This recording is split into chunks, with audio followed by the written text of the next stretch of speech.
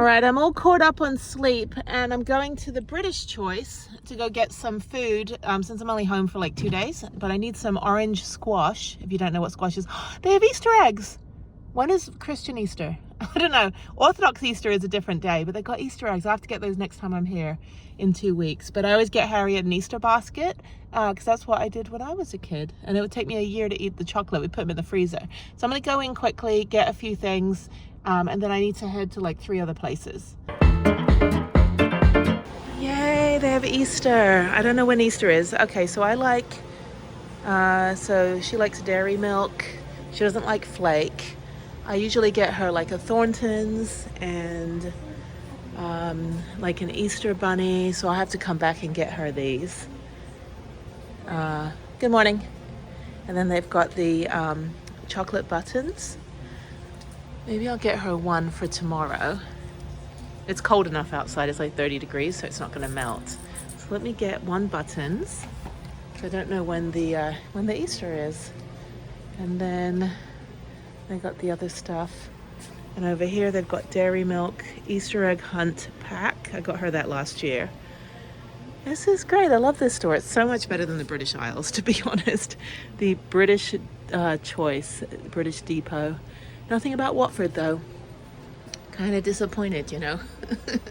They need more Watford representation. But anyway, so yes, you got this.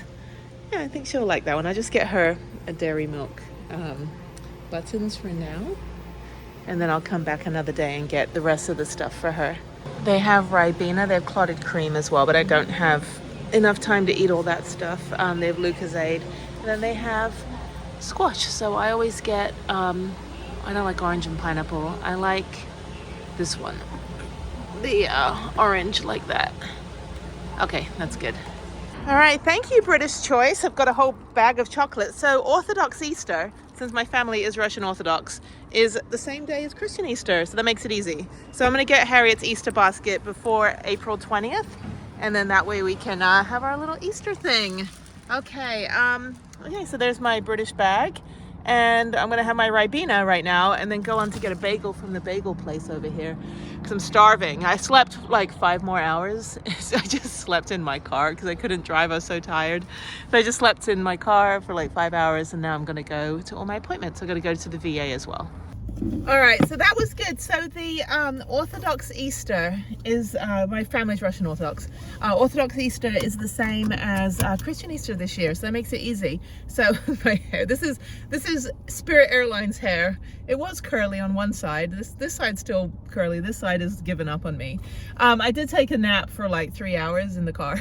So I was so tired once I got out at the airport. I'm like, I can't drive right now. I'm tired.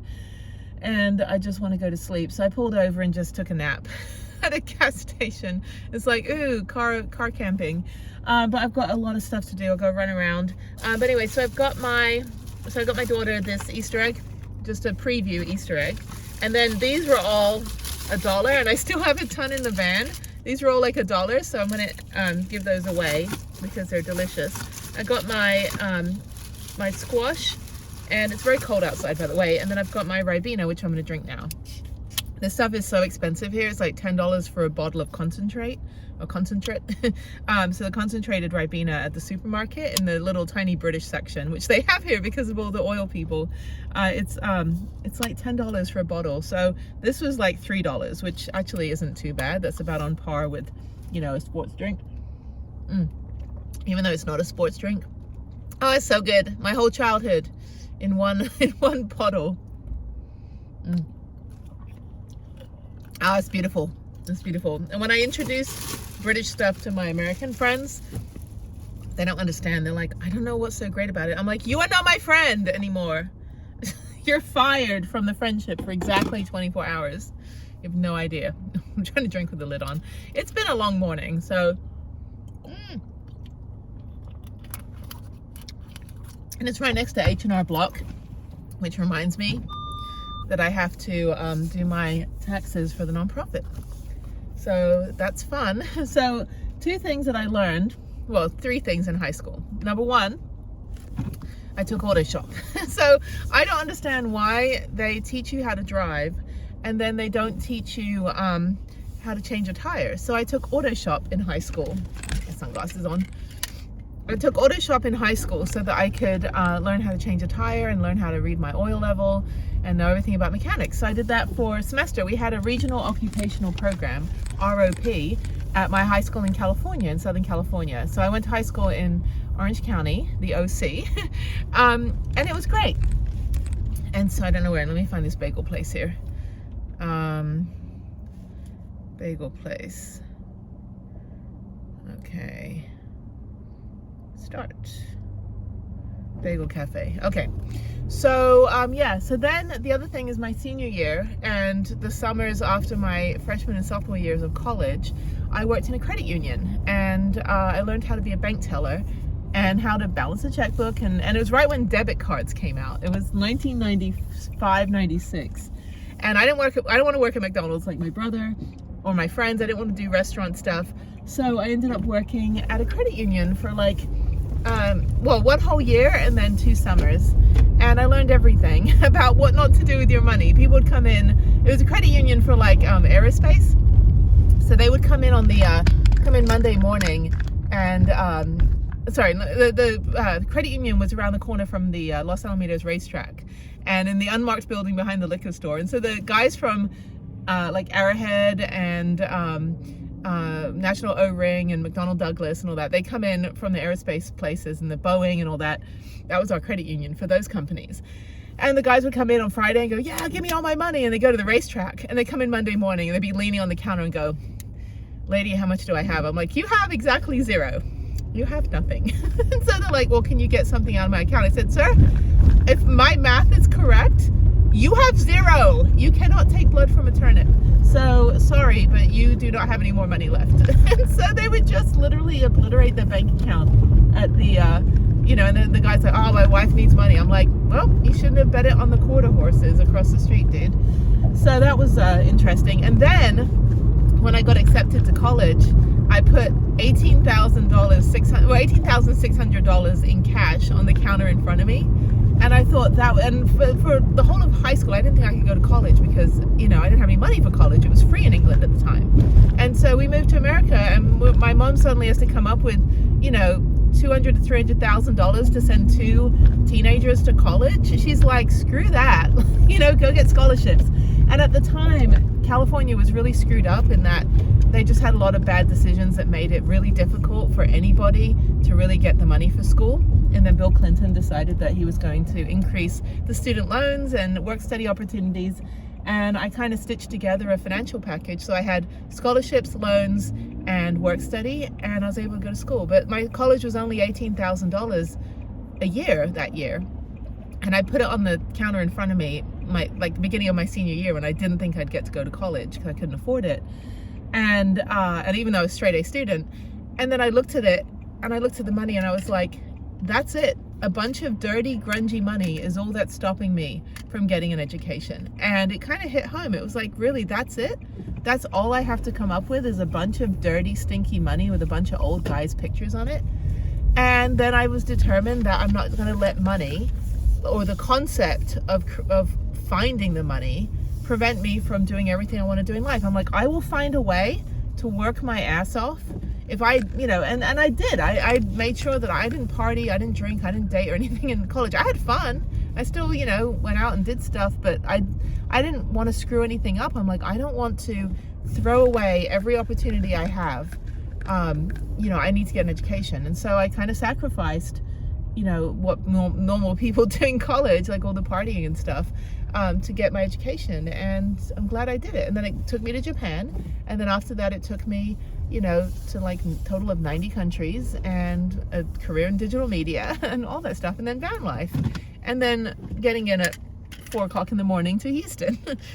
But yeah, so I just, you know, I realized, because people, you know, that we get so just pent up about it. And you know, I'm also like, I'm always like, I'm a science-based atheist. No, it's not, it doesn't mean I'm like an evil, bad person. It just means that I explain the world with science before I explain it with spirituality. That's really what it means. It doesn't mean I don't believe in, you know, some things that are spiritual. I just don't believe that everything happens for a reason. I don't believe that life just drops shit in your lap, and then you're like, oh, look at the luck I have, and look at the person who's, you know, the higher being that's given that to me. I don't believe in that. I'm like, there's a science explanation behind everything, and if there isn't, I will find it. I'll go down the rabbit hole of like Google Science School, you know, Google Medical School, or whatever it is, you know, class of Tuesday.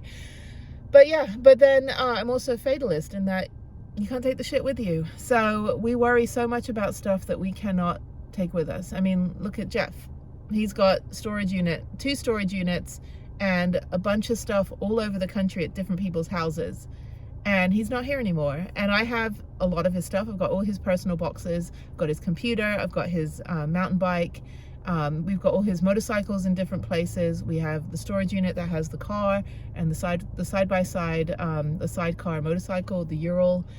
We've got another storage unit in the same place that has all his like furniture and stuff.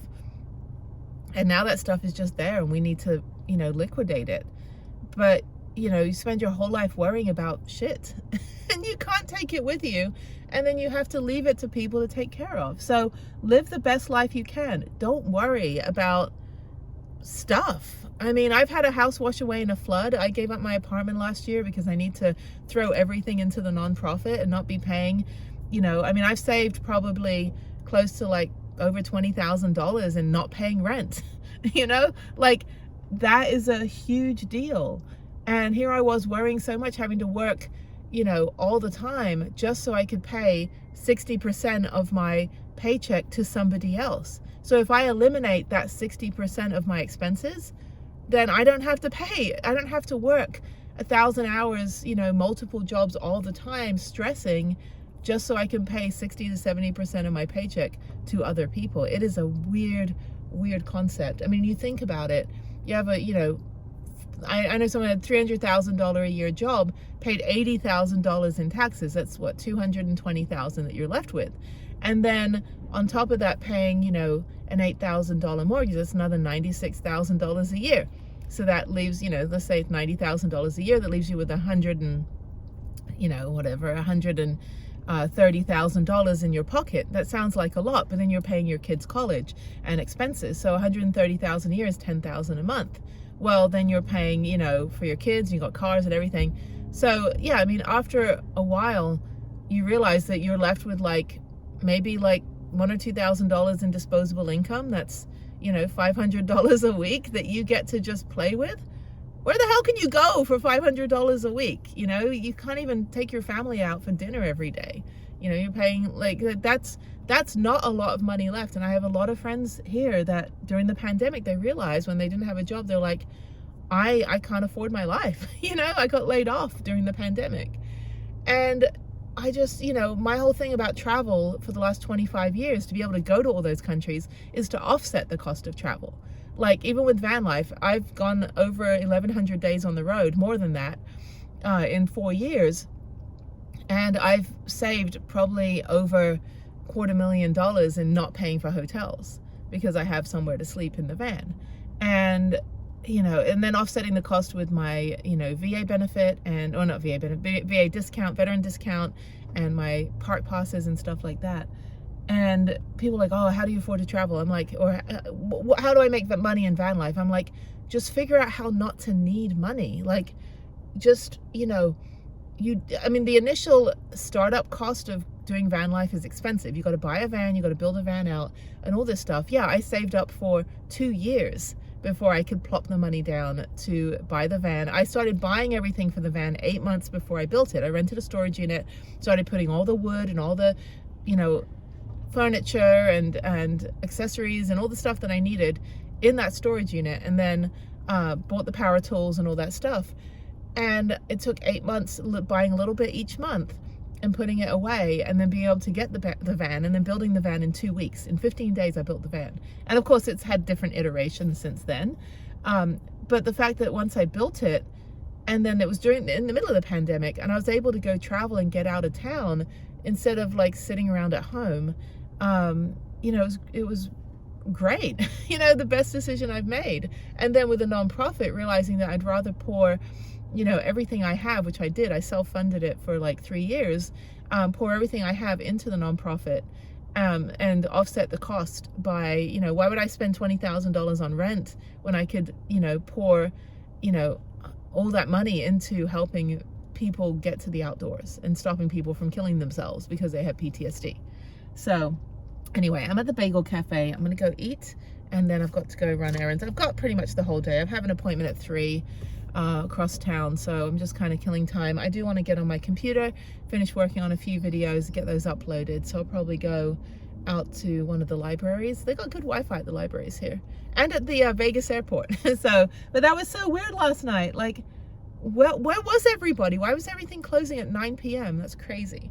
Anyway, so I'm gonna go in here. I've never been in this place before. They have panini and signature sandwiches, frozen fruit beverages, cakes, pies, soup, salads. It's just kind of a hole-in-the-wall bagel cafe with a half-eaten bagel as the C in their logo. Look. So that is the Bagel Cafe, and I'll tell you something. I lived in the Jewish area of Houston and Bel Air, and we had one bagel shop, and it wasn't even kosher. It like lost its kosher status. I miss Los Angeles. I miss like everything about LA when it comes to getting really, really good bagels, and even like New York.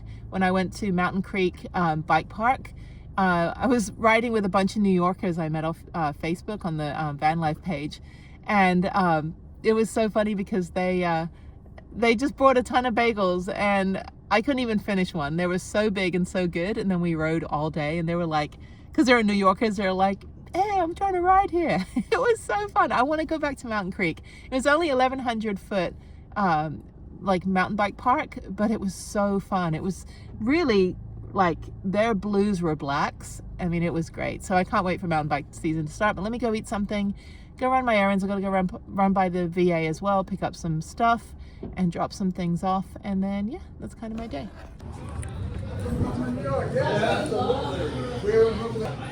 All right, they have spinach feta, which looks really good. I might go with that one with nothing on it. I don't really feel like cream cheese. So I'll get one spinach feta, and then I'll get one bagel to go for later. So I'll probably do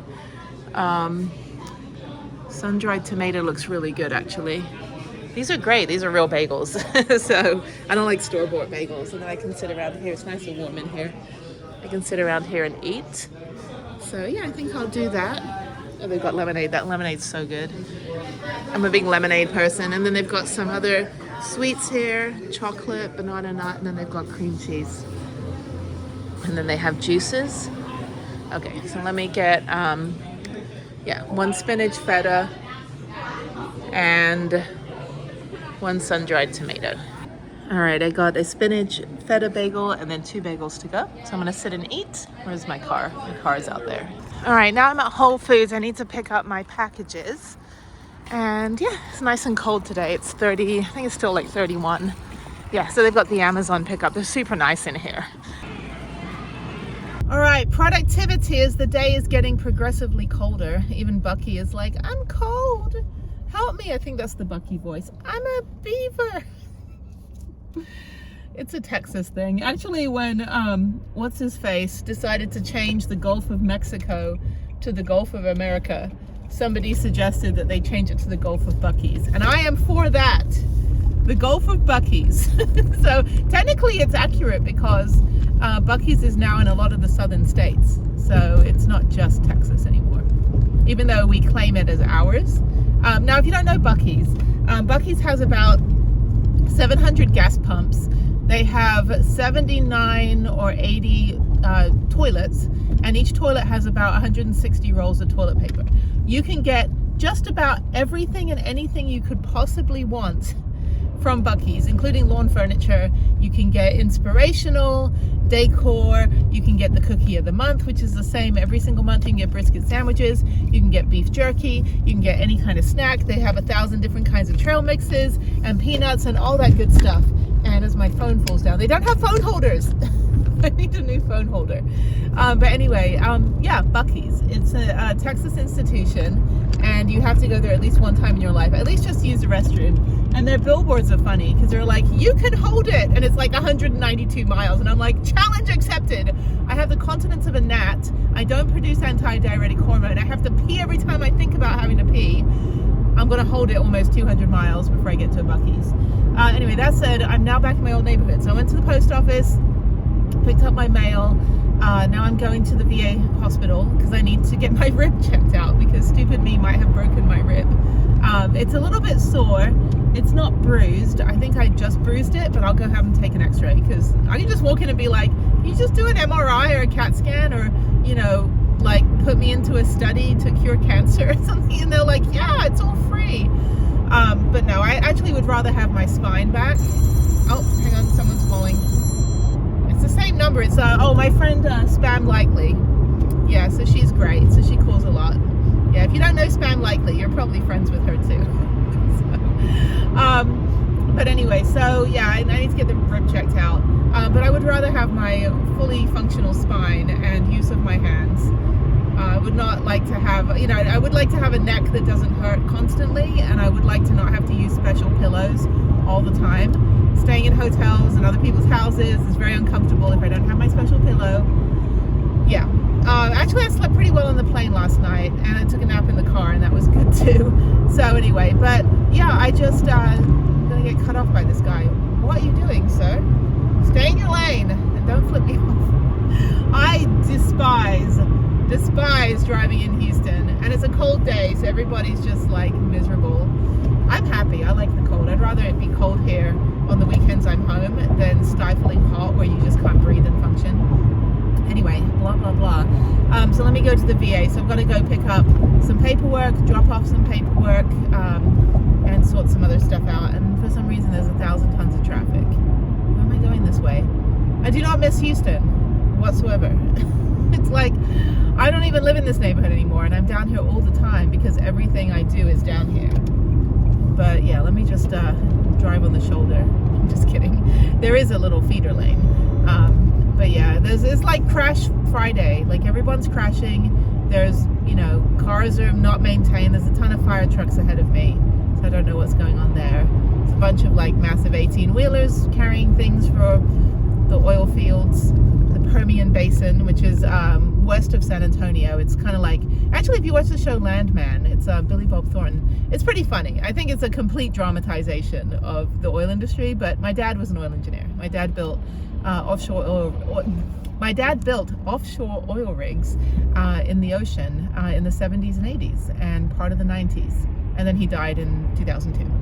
But yeah, so that's why I'm British, because my dad got a job in London, working like for British Petroleum and working in the North Sea in Scotland for oil. And my parents moved to England in 1974. And my brother was born the year later, and then I was born 78. And then we lived there until 1991. And then we decided to move to America so we can go to high school. So yeah, my dad was Hungarian-Lithuanian from New Jersey. My mother is Ukrainian, Russian, was raised in an orphanage in Germany and adopted by Americans, and then met my dad in high school. So yeah, there is a ton. Go ahead. Ooh, fireman. It's fireman. It's right. I'm a good driver.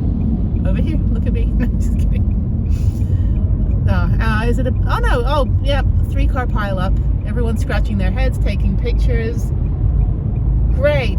You know what it is? It's because people try to merge. They do the Texan merge, where they just make their own off-ramp, and then they merge, and then they slam into someone. And then they get out and scratch their heads and go, oh, I only have liability insurance. I don't have full coverage, blah, I want to sue you. And then like 17 tow trucks show up, and next thing you know, everyone's calling to get you to like sue them. It's a Texas thing. I've been rear-ended, and it was the woman's fault. I've been rear-ended, and I've been obliterated. Like this picture of my car in 2015, this woman just like was on her phone, jumped the lane, jumped into me. I was stopped at a red light, and then she just kept going. I thought she was going to flip over in the green belt, and she gets out and she's still on the phone like, oh honey, I'll call you back, I just got in a crash. And like there was nothing from her for like 1 year and 355 days or something, and then she decided to sue me for like $1 million. But then my insurance company represented me with their lawyers, and they did some investigating, and they followed her and stuff, and she was just like, it was ridiculous. Like they just gave her like $500 piss off, because she had been fired for like alcoholism from a school district, and all this other stuff, and she just wanted a paycheck. And yet she was like, oh, I'm injured, and yet she's running around with kids as a nanny, and she was like in her late 50s. And I was like, lady, you don't have anything wrong with you, woman. Like, there's nothing wrong with you. If there's anything wrong with you, it's pre-existing conditions prior to the crash. So that said, it was like, you know, nothing for like years, and then suddenly she's like, oh, I want $1 million. And what they do is they get like forensic accountants, like look you up, see what you do for a living. And when she hit me, I was a stay-at-home mom, and then when she sued me, I was working for let's see, what year was that? 2018. I was working as a vice president, so naturally they're like, oh, you know, now she's a vice president, let's turn around and sue her for like everything she has. And she didn't get a single penny out of me. She got $500 piss off, and we countersued for fraud because she didn't have any injuries from hitting me. And plus she hit me. I was at a red light. Like, what part of, you know, you're not supposed to go that way? Anyway, so now I'm in the museum district. This is a nice area. I should go to a museum. I got to run back out to Katy. I got to run all over today. I'm in like 3 different parts of Houston, and they're all about 20 miles from each other. And I'm still in Houston. I've already driven 90 miles, and I'm still in Houston. I haven't gone anywhere. I've just driven in a circle. So I do need to, go to the VA. It'll probably take a couple hours, and then I need to go back out to Katy. Need to get on my computer to the library. And then that's about it. So yeah, the Museum of Fine Arts is here. It's really, really nice. And this is the perfect day to be indoors at an art museum, but I don't have any time. And if I come here, I'll come here with my daughter, because now she's got art classes. She's doing, I talked to her last night, she's doing realistic face, like pencil line drawing. And she's been like learning on her own by like doing it on digital and like watching YouTube and stuff, and I'm super proud. And I was like, oh, she already knows how to do that. So she's definitely loving art.